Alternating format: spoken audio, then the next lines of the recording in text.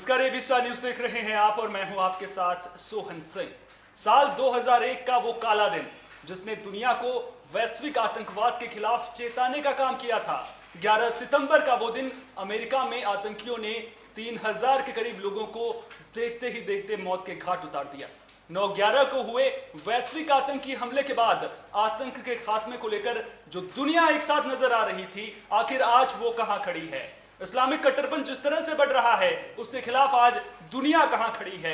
आतंक के आकाओं को पनाह देने वाले तालिबान को जब उस दौरान सत्ता से खदेड़ फेंक दिया गया था, तो फिर आज वो दोबारा कैसे सत्ता पर काबिज हो रहा है? सवाल बड़े हैं और आज जब 9/11 हमले की 20वीं बरसी है, आज के दिन से बेहतर मुझे नहीं लगता कि इन सवालों का जवाब तलाशने के लिए कोई और दिन हो सकता है। अगर आतंकवाद के खिलाफ दुनिया एकजुट होती तो क्या तालिबान को लेकर दुनिया के देश दो धड़ों में बंटे नजर आते?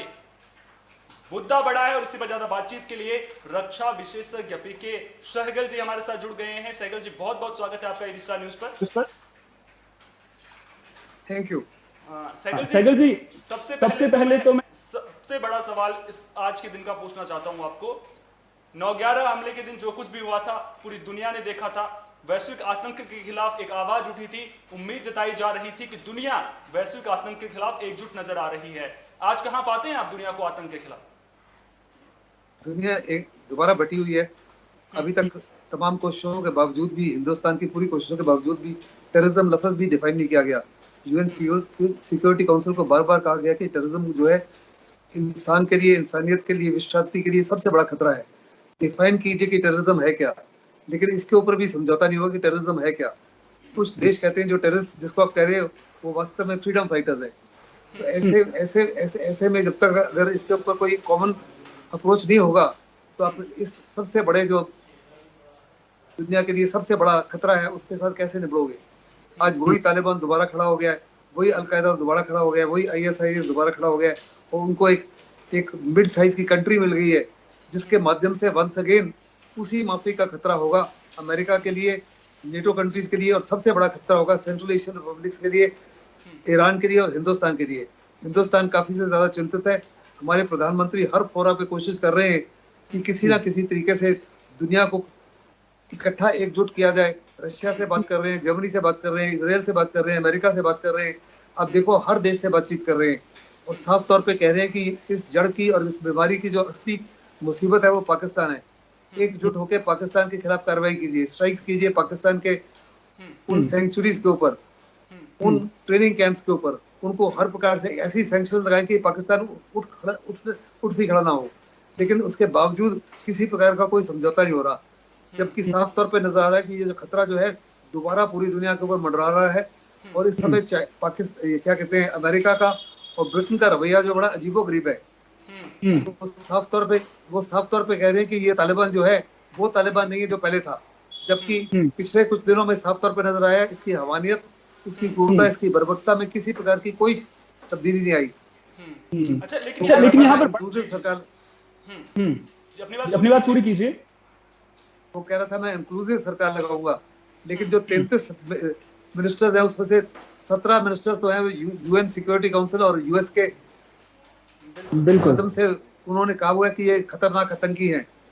फिर 33 में से 30 जो है वो पश्तून हैं, जबकि पश्तून की पॉपुलेशन ओनली 42% है। ताजिक्स की 27% उनके 2 ही हैं और उज़्बेक का 1 है। हज़ारास का कोई रिप्रेजेंटेशन नहीं है। तो ह्यूमन राइट्स को कोई मान्यता नहीं दे रहे, विमेन राइट्स को किसी प्रकार की मान्यता नहीं दे रहे। उसी माफी का कट्टरपंथी दिखा रहे हैं औरतों के खिलाफ। लेकिन यहाँ पर लेकिन यहाँ पर बड़ा सवाल यहाँ पर ये उठता है ना कि तालिबान को लेकर के दुनिया अभी भी ये सोच रही है कि जो बयान मैं सुन रहा था उसमें ये कहा जा रहा है कि अभी अमेरिका तालिबान को मान्यता देने में जल्दबाजी नहीं कर रहा है, यानी कि मान्यता देने के बारे में सोचना भी क्या सही है ऐसे संगठन को? सबसे पहला बड़ा सवाल तो ये उठता है कि जब अमेरिका ने अभियान छेड़ा था, जब ओसामा बिन लादेन को मारने के बाद तालिबान अफगानिस्तान में अभियान छेड़ा गया था, तो उम्मीद जताई जा रही थी कि अब 20 साल वहां पर अमेरिका है, वहां पर उसकी जड़ों को कहीं ना कहीं खत्म करना चाहिए था। आखिर कहां पर चूक हो गई? क्यों उनकी जड़ों को खत्म नहीं कर पाया? और जो देश तालिबान की जड़ों को सींचने का काम उस दौरान कर रहे थे, आखिर उन देशों के खिलाफ अंतर्राष्ट्रीय बिरादरी ने सख्त कदम क्यों नहीं उठाए? वैश्विक आतंक के खिलाफ जब तक दुनिया एकजुट नहीं होगी तो फिर जो देश उनके पनाहगार बने हुए हैं उनके खिलाफ तो कार्रवाई करनी चाहिए। देखो, मैं आपसे बिल्कुल सहमत हूँ। किसी प्रकार से मान्यता देने का तो सवाल नहीं उठता, खास करके अमेरिका को या ब्रिटेन को या नेटो कंट्रीज को या वेस्टर्न वर्ल्ड को। हिंदुस्तान ने भी कहा है कि हम जो है अफगानिस्तान के लोगों के साथ खड़े हैं। हम तालिबान को मान्यता नहीं देंगे अनलेस एंड अनटिल वो अपने आप को प्रूव करें over a period of time कि वास्तव में बदली हो चुके हैं। अमेरिका साफ तौर पर 20 साल से जानता था कि जब तक वो पाकिस्तान के खिलाफ कार्रवाई नहीं करेगा, किसी भी हालत में अलकायदा को या तालिबान को बर्बाद नहीं कर सकता।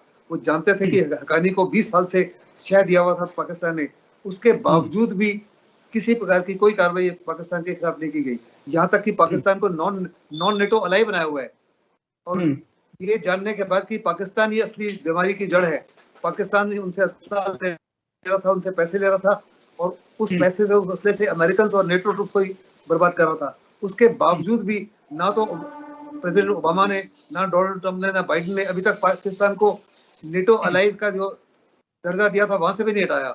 और इस समय वंस अगेन वो दोहरी गेम खेल रहे हैं, geo political geo strategic game खेल रहे हैं। उनकी पूरी कोशिश है कि पैसे के माध्यम से, वर्ल्ड बैंक का इंटरनेशनल मॉनेटरी फंड है, उसके ऊपर अमेरिका की बहुत जबरदस्त इन्फ्लुएंस है। पैसे के माध्यम से वो तालिबान को और पाकिस्तान को बर्बाद करे। मुझे नहीं लगता इसमें सफलता उनको मिलेगी, जिस माफी की सफलता वो चाहते हैं, क्योंकि उधर चाइना बहुत बड़े पैमाने पर उसका समर्थन कर रहा है। इस समय तो कोई और मुस्लिम कंट्रीज ने उसका समर्थन नहीं किया, लेकिन आने वाले समय में जो और बड़े बड़े देश हैं जिनमें बहुत पैसा है, जैसे सऊदी अरेबिया है, यूएई, कतर है, वो भी इसको मान्यता दे सकते हैं। और अगर वो मान्यता दे देते हैं तो उसकी काफी से ज्यादा मुश्किलें कम हो जाएंगी। क्योंकि सरकार चलाने के लिए या देश को चलाने के लिए 4 चीजों की आवश्यकता है। सबसे पहले कि आपके पास आपके अवाम का विश्वास हो। वो विश्वास तो कभी नहीं आएगा, क्योंकि 48.5% पॉपुलेशन जो है वो वुमेन है। पूरी की पूरी औरतें जो है इस सरकार के खिलाफ अगेंस्ट है। बहुत बड़े पैमाने पर काबुल में और तमाम बड़े शहरों में रेजिस्टेंस शुरू हो चुका है। दूसरा, आपको पैसा चाहिए। हर साल के गवर्नेंस के लिए $10 बिलियन चाहिए। उनके पास टोटल पैसा जो है फ्रॉम ऑल सोर्सेज मिला के $2 बिलियन है। चाइना इंफ्रास्ट्रक्चर के लिए पैसा लगाएगा, उनको ईयर आफ्टर ईयर $8 बिलियन नहीं देगा। ऐसे में पैसे की कमी उनको बहुत तंग करेगी। तीसरा, उनको चाहिए तजुर्बा। उनके कोई एक भी मिनिस्टर नहीं है जो काम का है। कोई भी मिनिस्टर जो है एडमिनिस्ट्रेशन को नहीं समझता, कोई भी मिनिस्टर जो फाइनेंस को नहीं समझता, एजुकेशन को नहीं समझता, वो तो सिर्फ आतंकवाद को समझते हैं। और चौथा काबिलियत। इनमें काबिलियत भी सिवाय आतंक के अलावा और कौन सी काबिलियत इन्होंने दर्शाई है? ये सारियों में जबरदस्त खामियां हैं। इनको निगाह में रखते हुए कैसे ये देश चलाएगा मैं नहीं जानता। मुझे लगता है साफ तौर पे कि जो अमेरिका और नेटो नहीं कर सके 20 साल में, वो अफगानिस्तान की औरतें और अफगानिस्तान की पॉपुलेशन कर देगी। कहीं ना कहीं जो अफगानिस्तान की पॉपुलेशन और जो अफगानिस्तान की औरतें हैं वो कहीं यहाँ पर तालिबान के लिए सबसे बड़ा खतरा बन सकते हो। जिस तरह से आपने कहा कि कहीं ना कहीं तालिबान को सरकार चलाने में दिक्कतें जरूर आएंगी, हालांकि अभी मान्यता नहीं मिली है और मान्यता मिलनी भी नहीं चाहिए। यहाँ पर मैं धार्मिक आतंकवाद का जिक्र करना चाहूंगा। अलकायदा, लश्कर ए तैयबा, बोको हराम, अल शबाब, ISIS, ये वो आतंकवादी संगठन है जो धार्मिक आतंकवाद को मान्यताओं के आधार पर बढ़ावा देते हैं। मोरक्को, अल्जीरिया और फिलीपींस जैसे देशों में इसी आधार पर इस्लामिक गौरव की पुनर्बहाली के नाम पर जिहाद को बढ़ावा दिया जाता है। और ऐसे में इस बात से भी तो इनकार नहीं किया जा सकता ना कि नाइजीरिया हो, सोमालिया हो, अल्जीरिया हो या फिर मोरक्को, यमन, लेबनान जैसे देश हो, यहाँ पर जो आतंकी संगठन सक्रिय हैं वो कल को तालिबान की तर्ज पर सत्ता पर काबिज होने की कोशिश कर सकते हैं। इसमें किसी प्रकार का कोई शक नहीं। जितने भी आपने नाम लिए उसमें बोको हरम भी है, हमास भी है, लश्कर ए तैयबा भी है, हिजबुल मुजाहिदीन भी है। ये सारे के सारों को बहुत जबरदस्त उछाल मिला है। तालिबान की काबिलियत जो है उसकी वजह से सारे के सारों का मोराल और मोटिवेशन उठ खड़ा हुआ है। सारे के सारे जो है अपनी अपनी जगहों में बहुत बड़े पैमाने पर खतरा बनेंगे। और ये मिलजुल कर हिंदुस्तान के लिए, सेंट्रल एशिया के लिए, वंस अगेन इवन रशिया के लिए आने वाले समय में ये सबसे बड़ा खतरा होगा पाकिस्तान के लिए and in the mid term China के लिए। तालिबानी जो है किसी के भाई नहीं है। और अगर चाइना समझ रहा है कि इनको उसी माफी का इस्तेमाल कर पाएगा जैसे उसने पाकिस्तान को किया या श्रीलंका को किया या बाकी देशों को किया है, वो उसकी बहुत जबरदस्त भूल होगी। ये आतंकी जो है वो पैसा लेंगे लेकिन 100% चाइना के खिलाफ कार्रवाई करेंगे। इस समय जब चाइना कह रहा है कि वो गारंटी करें कि किसी प्रकार से वो उइघुर का मामला नहीं उठाएंगे, सिंकियांग के मुस्लिम का मामला नहीं उठाएंगे। इस समय 5,000 उइघुर मुस्लिम जो है अंडर ट्रेनिंग है तालिबान के नीचे। किस लिए उनको ट्रेनिंग दे रहे हैं, किस वजह से ट्रेनिंग दे रहे हैं, इसमें किसी को कोई शक नहीं होना चाहिए। बिल्कुल बिल्कुल। चाइना को समझ दिया था, लगता है कि पैसे के जोर पर वो सब कुछ हासिल कर लेगा। यस, उनको शॉर्ट टर्म में हासिल कर लेगा, लेकिन मिड टर्म में बहुत जबरदस्त धोखा मिलेगा, क्योंकि तालिबान वो नहीं है जो पाकिस्तान है या बांग्लादेश है या श्रीलंका है, जिनको अपने इंडेटेड कर दिया जाए। और ये जो बाकी बोको हरम वगैरह जितने भी आपने नाम लिए थे, अलकायदा वगैरह, ये सारे के सारे सुन्नीज हैं और वहाबीज हैं। इनको बहुत बड़े पैमाने पर सपोर्ट करता रहा सऊदी अरेबिया और कुछ और मुस्लिम कंट्रीज। अभी इस समय सऊदी अरेबिया जो मोरकीज है मिडिल ईस्ट की, उन सब के ऊपर भी खतरा है, क्योंकि ये तालिबान वगैरह जो है, अलकायदा जो है, ISIS जो है, इन मोरकीज को भी ओवरथ्रो करना चाहता है। वो भी चिंतित है। उस चिंता की वजह से ISIS को लेकर आपने जिक्र किया, ISIS को मैं लेकर आपसे भी मैं सवाल आपसे पूछना सवाल चाहूंगा, क्योंकि ISIS भी दुनिया के लिए बड़ा खतरा बनता जा रहा है। आखिर वे कौन देश हैं जिन्होंने ISIS को पाल पोस कर इतना खौफनाक बना दिया, और इसकी जरूरत क्यों है? पेट्रोलियम और गैस के अकूत भंडार जिन देशों में हैं, वैसे इस्लामिक देशों का इनसे क्या रिश्ता है?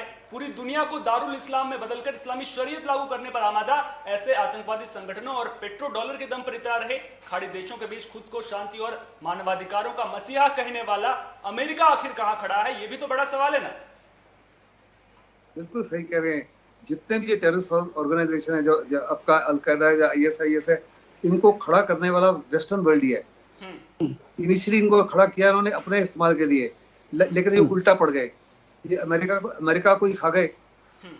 और इनको जो मान्यता दे रहा था या इनको जो पैसा दे रहा था, वो सऊदी अरेबिया था, UAE था, कतर था, और जितने भी दुनिया के इस्लामिक नेशन थे, वो भी बड़े पैमाने पर। फिर बहुत तकरीबन 80 से 84 चैरिटीज हैं बड़े पैमाने पर, वो पैसा दे रहे थे। फिर एक्सटॉर्शन का पैसा आ रहा था, मनी लॉन्ड्रिंग का पैसा आ रहा था, ड्रग्स का पैसा आ रहा था। और आप देखो, ये जितने भी देश थे जहाँ पे ISIS खड़ा हुआ बड़े पैमाने पर, वो सारे के सारे इनिशियली मिडिल ईस्ट में थे, जहाँ पे आपने कहा ऑयल और गैस का बहुत बड़ा भंडार था। उन्होंने इराक और सीरिया में ऑयल को फील्ड को कैप्चर किया हुआ था, जिससे उनकी आमदनी जबरदस्त थी, 20 से 22 बिलियन डॉलर। आहिस्ते आहिस्ते वहां से उनको उखड़ा गया। अभी सब मैं बार बार कह रहा हूँ, सेंट्रल एशियन रिपब्लिक का जबरदस्त खतरा है, क्योंकि सेंट्रल एशियन रिपब्लिक जो है ऑयल और गैस का भंडार है। तालिबान को साफ तौर पे नजर आता है कि अगर आसानी से उसको ऑयल और गैस को काबू करना है, तो तजाकिस्तान, उज्बेकिस्तान, तुर्कमेनिस्तान, ये जो देश हैं, ये जो है बड़ी आसानी से कैप्चर हो सकते हैं। इसीलिए रशिया ने बड़े पैमाने पर सहगल साहब, आपको आवाज चिंता मिल पा रही है मेरी? बताइए, क्योंकि रशिया की एक किस्म से ट्रीटी हुई है इन देशों के, इनके खिलाफ कोई भी कार्रवाई करता है तालिबान या कोई और देश, तो रशिया उनको डिफेंड करेगा। इसी को निजात में रशिया ने बड़े पैमाने पर तजाकिस्तान में मिलिट्री एक्सरसाइज शुरू कर दी है, उज्बेकिस्तान के साथ भी मिलिट्री एक्सरसाइज शुरू कर दी है। और रूस साफ तौर पर चिंता जता रहा है कि आने वाले समय में तालिबान जो है बहुत बड़े पैमाने पे उसके लिए और सेंट्रल एशियन रिपब्लिक के लिए खतरा हो सकता है। और अगर आप देखो, एक चीज है, इंडिया, ईरान और रशिया जो है वो एक किस्म से इकट्ठा आ रहा है। शुरू में रशिया, ईरान, तुर्की और चाइना और पाकिस्तान बड़े खुश थे कि अमेरिका की हार हो रही है, अमेरिका को भगा रहा है। लेकिन अब अमेरिका वहां से हट गया है। अभी इनकी अपनी चिंताएं खड़ी हो गई है। तुर्की को बड़ी जबरदस्त चिंता है कि वहां पे रिफ्यूजीज ना आ जाए इतने बड़े पैमाने पर कि वो कंट्रोल ना कर पाए और उनके लिए मुसीबत बन जाए। ईरान जो है वो शिया स्टेट है, वो नहीं चाहता कि सुन्नीज बहुत बड़े पैमाने पर पंजशीर वैली में और वहाबीज वहां हामी हो जाए। वो उनसे घबरा रहा है, उनसे डर रहा है, उसकी चिंता है। रशिया को भी चिंता लगनी शुरू हो गई अभी, क्योंकि अमेरिका हट गया है। अभी रशिया को अपने देश की चिंता है, चेचन्या की चिंता है, और ये सेंट्रल एशियन रिपब्लिक। जहां तक हिंदुस्तान का ताल्लुक है, तालिबान दो भाषाएं बोल रहा है। एक तरफ तो कह रहा है किसी हालत में वो जो है अपनी सरजमी को इस्तेमाल नहीं होने देगा किसी और देश के साथ कोई भी टेररिस्ट एक्टिविटी के लिए, और हिंदुस्तान को आश्वासन दे रहा है कि हम आपके साथ कार्रवाई नहीं करेंगे टेररिज्म की। साथ ही साथ कह रहा है कि हमारा हक बनता है कि हम कश्मीर के बारे में बात करें और मुस्लिम्स को वहाँ पे हर प्रकार की सहायता दें। बिल्कुल, यही तो समझना चाह रहा हूं। वही मैं समझना चाह रहा हूँ कि दोहरा रवैया जो तालिबान अपना रहा है, एक तरफ वो कह रहा है कि हम भारत के साथ में आर्थिक और जो राजनीतिक संबंध है वो खत्म नहीं करेंगे, दूसरी तरफ एक तरफ ये भी कह रहा है कि वो जो है भारत जो अफगानिस्तान की जमीन है वहां पर किसी दूसरे देश के खिलाफ उसका इस्तेमाल नहीं होने दिया जाएगा। दूसरी ओर आप जानते हैं कि कश्मीर को लेकर के वो किस तरह की बातें कर रहा है। यहाँ पर बात आती है कि अब हमने मुद्दा उठाया है कि आज का दिन है 9/11 की बरसी है, और इसके दिन अमेरिका को लेकर के मैं जिक्र करना चाहूंगा यहाँ पर कि जॉर्ज डब्ल्यू बुश की एक डॉक्यूमेंट्री में मैं बयान सुन रहा था, 9/11 हमले को लेकर के बनी हुई थी। उन्होंने कहा कि अमेरिका ने जो कुछ भी वहां पर किया वो बिल्कुल सही किया था, जिस तरह से उन्होंने वहां पर ओसामा बिन लादेन को मारा था। लेकिन अब जिस तरह से अमेरिका अफगानिस्तान से वापस लौटा है, अब हालांकि अमेरिका का नुकसान वहां पर बहुत ज्यादा हुआ है, लेकिन क्या अमेरिका का ये फैसला ऐसे वक्त में सही है जब इस तरह से तालिबान को एक तरह से मान्यता मिलती हुई नजर आ रही है? वहां पर अगर मान्यता मिलती है तो अगर आप अमेरिका के फैसले का जिक्र कर रहे हैं तो अमेरिका के फैसले के बहुत जबरदस्त कंडेमनेशन तो जो बाइडेन की अमेरिका में ही हो रही है। बिल्कुल, पूरी रिपब्लिकन पार्टी उसके अगेंस्ट है, उसके डेमोक्रेट्स भी बहुत सारे अगेंस्ट है। वो कह रहे हैं जिस तरीके से वहां से अमेरिकन फौज हटी है, बहुत ही शर्मिंदगी हासिल हुई है, उनकी छवि गिर गई है, उनकी क्रेडिबिलिटी दुनिया में खत्म हो गई है। जितने भी इंडो पैसिफिक देश के, ताइवान जो घबराया हुआ है कि क्या वो अमेरिका के ऊपर रिलाई कर सकता है, कोरिया घबराया हुआ है, जापान घबराया हुआ है, फिलीपींस, वियतनाम, मलेशिया, इसी को निगाह में रखते हुए कमला हैरिस को उन्होंने भेजा इंडो पैसिफिक में विजिट के लिए, आश्वासन देने के लिए इन देशों के लिए कि अगर चाइना किसी प्रकार से आपके खिलाफ कोई भी कार्रवाई करता है तो अमेरिका आपकी मदद हर प्रकार से करेगा। लेकिन अमेरिका की क्रेडिबिलिटी में बहुत जबरदस्त झटका पड़ा है। अमेरिका केवल अपने हित को, तो वो क्या हित था, उसके $8 ट्रिलियन खर्चा हुआ है, $2 बिलियन हर दिन खर्च हो रहा था, उसके तकरीबन 2400 से 2500 सैनिक मारे गए, कम से कम 2,40,000 अफगानी मारे गए। At the end of the day वो इतना हथियार छोड़ गया वहां पे कि 400,000 स्ट्रेंथ की नई आर्मी खड़ी की जा सकती है। इतने वहां हुई कोबरा हेलीकॉप्टर छोड़ गया जो 85 कंट्री से ज्यादा है। इतने बड़े पैमाने पर वो मॉडर्न हथियार, सोफिस्टिकेटेड हथियार छोड़ गया है जिसको तालिबान बेचेगा, उसकी तस्करी भी करेगा along with the drugs to raise money. और वही हमको चिंता है कि वही जो सोफिस्टिकेटेड हथियार हैं वो हिंदुस्तान के खिलाफ इस्तेमाल हो सकते हैं। हिंदुस्तान को सबसे बड़ी यही चिंता है कि बड़े आधुनिक हथियार हैं, बड़े सोफिस्टिकेटेड है, टेक्नोलॉजी इंटेंसिव है, वो हर हालत में पाकिस्तान को पास ऑन होंगे, क्योंकि जो सरकार बनी है वो साफ तौर पे नजर आता है कि वो ISI और पाकिस्तान आर्मी के इशारे पे बनी है। लेकिन सरकार जो है इंटरनली डिवाइडेड है, उसमें 3 बड़े गुट बन गए हैं। एक गुट है कंप्लीटली प्रो पाकिस्तान है, दूसरा गुट है जो ब्रदर को रिप्रेजेंट करता है वो प्रो चाइना है। वो कहते हैं हम हर प्रकार से चाइना से आर्थिक मदद लेंगे अपने आप को रिकंस्ट्रक्ट करने के लिए, अपने इंफ्रास्ट्रक्चर को खड़ा करने के लिए, गवर्नेंस के लिए। और तीसरा गुट जो है वो तकरीबन 40% है, वो प्रो अफगानिस्तान है। वो कहते हैं हम किसी भी हालत में जो प्रो पाकिस्तान और प्रो चाइना गुटों हैं उनको काम नहीं करने देंगे, और किसी भी हालत में हम चाइना को और पाकिस्तान को लूट मार की इजाजत नहीं देंगे। जिस माफी की लूट मार वो बलूचिस्तान में कर रहे हैं, जिसका फायदा केवल चाइना को और पाकिस्तान को है, ना कि बलूचियों को, हम इस माफी की कार्रवाई उनको बिल्कुल नहीं करने देंगे। तो इंटरेस्टिंग थिंग इज कि कोई 33 मिनिस्टर जो है कोई भी एक दूसरे को ट्रस्ट नहीं करता। Everybody is keeping a hawk's eye on the other. और जो ये फूट है वो दिखने को भी मिल रही थी जब सरकार का गठन करने की कोशिश वहां पर जो है तालिबान कर रहा था। जो फूट है वो सामने भी आ रही थी। अच्छा, आपसे एक अहम सवाल मैं लेना चाहूंगा, और ये आज का सबसे अहम सवाल मैं पूछने वाला हूं आपसे। क्या हो रहा है दुनिया में, क्या चल रहा है अफगानिस्तान में, तालिबान क्या कर रहा है, पूरी दुनिया देख रही है। वैश्विक आतंकवाद किस तरह से नासूर बन सकता है ये भी दुनिया के सारे देश बखूबी जानते हैं। यही वजह है कि जो रूस है वो अपने स्तर पर, तजाकिस्तान हो वहां पर एयर आर्मी बेस तैयार कर रहा है। चीन भी जानता है, पाकिस्तान ने भी, जो अफगानिस्तान से लगे हुए बॉर्डर है, जानता है चीन जो पाकिस्तान है कि यहां पर जो है आतंकवादी गतिविधियां बढ़ सकती है, तो वहां पर वो भी सुरक्षा बढ़ा रहा है।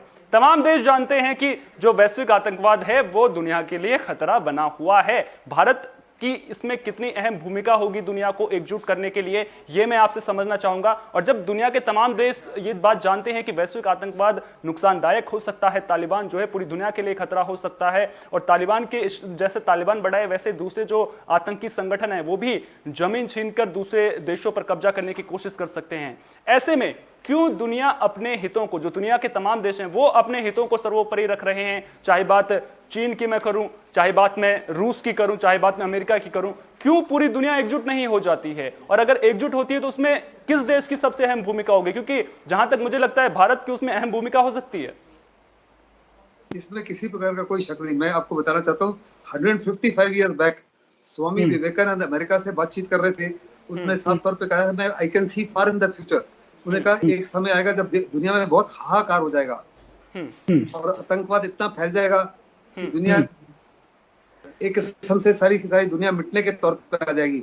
उस समय एक देश उभरेगा जो पूरी दुनिया में पीस, ट्रैंक्विलिटी और सोलेस लाएगा। और उसने कहा वो देश केवल और केवल भारतवर्ष होगा। वो विश्व गुरु के रूप में उभरेगा। अभी साफ तौर पे नजर आ रहा है कि पोस्ट पेंडेमिक और post Afghanistan world order change होने जा रहा है। उस वर्ल्ड ऑर्डर में सबसे अहम भूमिका जो होगी अमेरिका की नहीं, चाइना की नहीं, रशिया की नहीं, इंडिया की होगी। और हिंदुस्तान बड़ा फॉर्चुनेट है कि we have a very strong and decisive and a visionary leader in the form of prime minister Modi. Prime minister Modi जो मेरे मुताबिक अगले 5, 6, 7, 8 साल तक दुनिया को हर प्रकार से लीड करेंगे। उनकी आवाज दुनिया सुनेगी और समझेगी। लेकिन बहुत मुश्किल होगा दुनिया को एकजुट करना, क्योंकि बहुत सारे देश जो हैं अपनी अपनी खेल खेलते हैं, अपने अपने जियोपॉलिटिकल, जियो स्ट्रेटेजिक खेल खेलते हैं, आज भी खेल रहे हैं। इसके बावजूद कि वो मार खा गया तालिबान से अमेरिका, उसको बेइज्जती करके हटना पड़ा है। इराक से बेइज्जती करके हटना पड़ा, वियतनाम से मार खा के निकला। उसके बावजूद भी वो कह रहा है कि ये तालिबान जो है उसके साथ बातचीत करने के लिए तैयार हैं, वेट एंड वॉच करेंगे, लेकिन मान्यता से इनकार नहीं कर रहे। ब्रिटेन भी यही कह रहा है। ब्रिटेन का जो बोरिस जॉनसन है उसने भी बड़ी अजीबोगरीब स्टेटमेंट दी कि मैं तालिबान को ट्रस्ट करता हूँ, मुझको पक्का यकीन है कि इनको मौका दिया जाए तो अच्छी सरकार चलाएंगे। जबकि वो जानते हैं कि वो अच्छी सरकार नहीं चलाएंगे। उसके बाद फिर ब्लिंकन ने 2 दिन पहले कह दिया कि किसी भी हालत में नॉर्दर्न अलायंस को वो सहायता नहीं देंगे। बड़ा लाजमी है कि नॉर्दर्न अलायंस जो रेजिस्टेंस पुट अप कर रहा है वो अद्भुत है। बिल्कुल। लेकिन उसके बावजूद भी कोई भी वेस्टर्न नेशन जो है किसी प्रकार से सहायता नहीं दे रहा। जो थोड़ी बहुत सहायता भी दे रहा तो सेंट्रल एशियन रिपब्लिक का केवल तजाकिस्तान दे रहा है। वहां पे जहाँ पंजशीर है वहां पे उनकी फूड सप्लाईज को रोक दिया गया है, मेडिकल सप्लाईज को रोक दिया गया है। कनेक्टिविटी जो है, इंटरनेट कनेक्टिविटी और सोशल मीडिया कनेक्टिविटी का वो काटती गई है। ऐसे में स्ट्रेटेजिक हाइट्स तो सारी उनके पास हैं, लेकिन उनको रीसप्लाई करने के लिए बड़ा मुश्किल होगा। और रीसप्लाई उनके केवल हवाई जहाजों के माध्यम से, हेलीकॉप्टर के माध्यम से हो सकता है, जो कुछ हद तक तजाकिस्तान कर रहा है। अभी समय आ गया कि दूसरे देश भी ओपनली उसकी मदद करें, क्योंकि बहुत इंपॉर्टेंट है कि पंजशीर में जो नॉर्दर्न रेजिस्टेंस है वो गिरे नहीं। और वो क्योंकि वही है पूरे अफगानिस्तान को कह रहे हैं कि उठो, खड़े हो और तालिबान का विरोध करो। बहुत बड़े पैमाने पर उनके कहने पर रेजिस्टेंस मूवमेंट्स पूरे अफगानिस्तान में शुरू हो जाएगी और हो सकती है। उसको बढ़ावा देना चाहिए। लेकिन वेस्टर्न वर्ल्ड तो कुछ और ही गेम खेल रहा है। बिल्कुल, कहीं न कहीं दुनिया के जो देश अपना हित साधने में लगे हुए हैं वो कहीं न कहीं वैश्विक शांति के लिए भी एक चुनौती बन रहा है। आखिरी सवाल आपसे लूंगा, और जिस तरह से हमने कहा कि 9/11 का वो काला दिन, इस टॉपिक के साथ में अपना जो प्रोग्राम है वो स्टार्ट किया था, उसी को लेकर के मैं आखिरी सवाल आपसे लूंगा। अमेरिका ने 20 साल पहले अफगानिस्तान से तालिबान को खदेड़ कर फेंक दिया था। अब अमेरिका वापस अपने मुल्क, अमेरिका के जो सैनिक हैं वापस अपने मुल्क लौट चुके हैं। 20 साल वहां पर अमेरिका रहा। क्या 9/11 हमला जो अमेरिका में हुआ था उसका बदला अमेरिका पूरा कर पाया है? क्या आपको लगता है कि अमेरिका बदला पूरा कर पाया अपना? बिल्कुल नहीं कर पाया। लेकिन अमेरिका साफ तौर पे कह रहा है कि हमारा मकसद था बिन लादेन को मारना। वो बिन लादेन को अगर बिन लादेन को मारना ही मकसद था तो आज से 10-11 साल पहले जब प्रेसिडेंट ओबामा ने उसको मारा था तब अमेरिका को निकल जाना चाहिए था। उसके बाद 8-10 साल क्यों रहे? तो वास्तव में जिस पर्पस के लिए वो आए थे कि अलकायदा को हर प्रकार से खत्म करना है, ISIS को हर प्रकार से खत्म करना है, तालिबान को हर प्रकार से खत्म करना है, आतंकवाद को खत्म करना है, वो तो खत्म नहीं हुआ। और सबसे बड़ा खतरा वंस अगेन अमेरिका के ऊपर ही है। अमेरिका को लगता था कि अटलांटिक ओशन एक तरफ है, पैसिफिक दूसरी ओर, क्योंकि ज्योग्राफिक कनेक्टिविटी नहीं है, कंटिग्यूटी नहीं है, उनके ऊपर हमला नहीं हो सकता। आज उनके ऊपर दोबारा हमला होने के सबसे ज्यादा अंदेशा है और यकीनन हमला उन्हीं के ऊपर होगा। और ये जो तालिबान है, इनकी बड़ी कोशिश है कि पाकिस्तान का किसी ना किसी प्रकार से न्यूक्लियर हथियार को छीन लिया जाए या हासिल कर लिया जाए। अगर उनके पास न्यूक्लियर हथियार होता है तो हिंदुस्तान को किसी चिंता की आवश्यकता नहीं है। वो हिंदुस्तान के खिलाफ इस्तेमाल नहीं करेंगे, क्योंकि जानते हैं कि अगर हिंदुस्तान के खिलाफ इस्तेमाल किया तो 10 मिनट के अंदर वो खत्म हो जाएंगे। वो इस्तेमाल करेंगे। उनका एनिमी नंबर 1 जो है अमेरिका है, एनिमी नंबर 2 इजराइल है, हिंदुस्तान एनिमी नंबर 3 है। तो पहले एनिमी नंबर 1 और 2 को खत्म करेंगे, उसके बाद हिंदुस्तान की तरफ देखेंगे। लेकिन हिंदुस्तान के ऊपर न्यूक्लियर हमला नहीं करेंगे। तो जो आपका सवाल था कि क्या अमेरिका सक्सेसफुल हुआ है, मेरे मुताबिक अमेरिका बहुत बुरी तरीके से फेल हुआ है। जी, बहुत बहुत शुक्रिया सहगल जी, तमाम जानकारी को हम तक साझा करने के लिए थे। रक्षा विशेषज्ञ पीके सहगल जी जो पूरी खबर पर हमें जानकारी दे रहे थे। इनका साफ तौर पर कहना है कि अमेरिका का बदला पूरा नहीं हुआ है। अगर ओसामा बिन लादेन को मारना ही अमेरिका का बदला था तो फिर अमेरिका को ओसामा बिन लादेन को मारने के बाद वापस लौट जाना चाहिए था। अफगानिस्तान में सैनिकों की तैनाती करने की जरूरत क्या थी वहां पर, तभी वापस लौट जाते अगर बदला पूरा हो गया था। खासतौर पर अमेरिका का बदला तब पूरा होता जब तालिबान की जड़ों को पूरी तरह से अमेरिका खत्म कर पाता, और तालिबान की जड़ों को जो देश सींच रहे हैं उन पर कब कार्रवाई होगी, यह भी अपने आप में बड़ा सवाल है। वैश्विक आतंकवाद किस तरह से दुनिया के लिए खतरा बन रहा है वो पूरी दुनिया देख रही है। पूरी दुनिया समझ रही है कि जो ये वैश्विक आतंकवाद है वो कल को उनके देश के लिए भी मुसीबत बन सकता है। चाहे बात चाइना की करें, चाहे बात रूस की करें, चाहे बात पाकिस्तान की करें, अंदर खाने में जो ये देश हैं वो तमाम तरह से अपने जो राष्ट्र है उसकी सुरक्षा बढ़ाने में लगे हुए हैं। रूस तजाकिस्तान में एयरबेस बना रहा है, पाकिस्तान जो अफगानिस्तान से लगती हुई सटी हुई सीमा है वहां पर अपने सैनिकों की तैनाती को बढ़ा रहा है। लेकिन दूसरी तरफ तालिबान को समर्थन भी ये देश दे रहे हैं, और जो अपने आप में इन देशों का जो दोहरा चरित्र है, अपने हितों के लिए जिस तरह से ये तालिबान को साधने की कोशिश कर रहे हैं, ये देश शायद ये नहीं समझ रहे हैं कि ये तालिबान कल को इनके लिए भी नासूर बन सकता है। इस खास पेशकश में फिलहाल के लिए इतना ही। दीजिए इजाजत, नमस्कार।